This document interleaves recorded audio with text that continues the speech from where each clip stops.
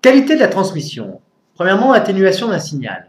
Toute transmission de signal s'accompagne d'une perte de puissance. L'atténuation A d'un signal se propageant dans un câble ou une fibre optique est égale à 10 log de PE sur PS, avec PE puissance fournie par l'émetteur en watts et PS puissance reçue par le récepteur en watts. A est l'atténuation en décibels. Le coefficient alpha d'atténuation lunéique est égal au rapport de l'atténuation A sur la longueur du fil. Alpha égale A sur L, avec alpha coefficient d'atténuation lunéique en décibels par mètre, puisque A est en décibels et L est en mètres. A donc atténuation du signal en décibels et L longueur du fil.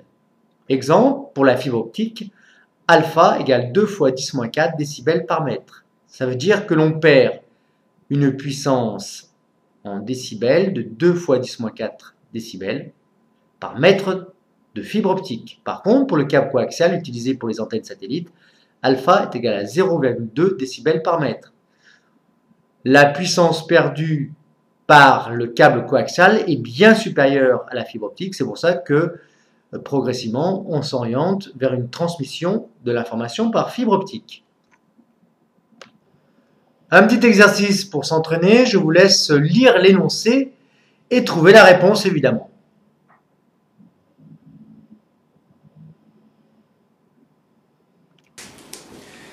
Bien évidemment, comme dans tout exercice, eh bien, on écrit les données, on écrit l'inconnu, et on fait un petit schéma correspondant à cet exercice. Donc, l'émetteur, par exemple, c'est la chaîne de télévision, va émettre un signal avec une puissance PE.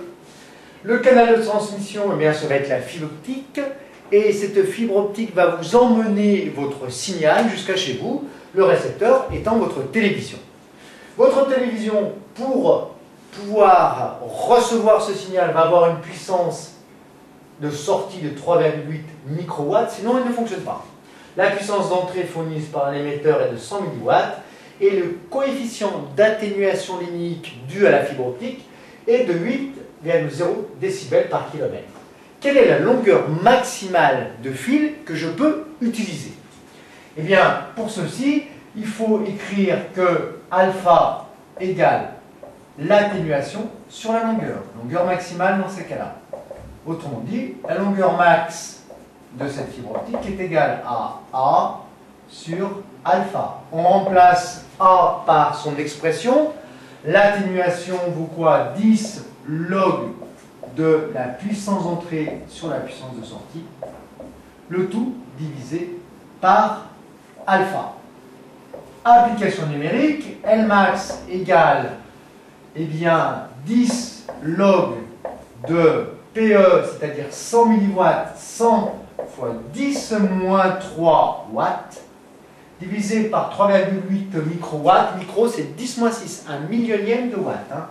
3,8 fois 10 moins 6 watts. Attention, tout ça, c'est dans la fonction log. Log, qui est la fonction logarithme décimale, et non pas népérien. Attention, sur votre machine, ne pas vous tromper. Divisé par alpha, qui vaut 8,0 décibels par kilomètre. Alors, attention, ceci, en termes d'unité, est en décibels. Au dénominateur, nous avons des décibels par kilomètre, ou kilomètre moins 1. Autrement dit, nous allons trouver un résultat en kilomètres pour la longueur maximum. Après calcul, Lmax est égal à 5,5 km. Au-delà de cette distance, la puissance de sortie sera inférieure à 3,8 microwatts et votre récepteur aura des problèmes de réception.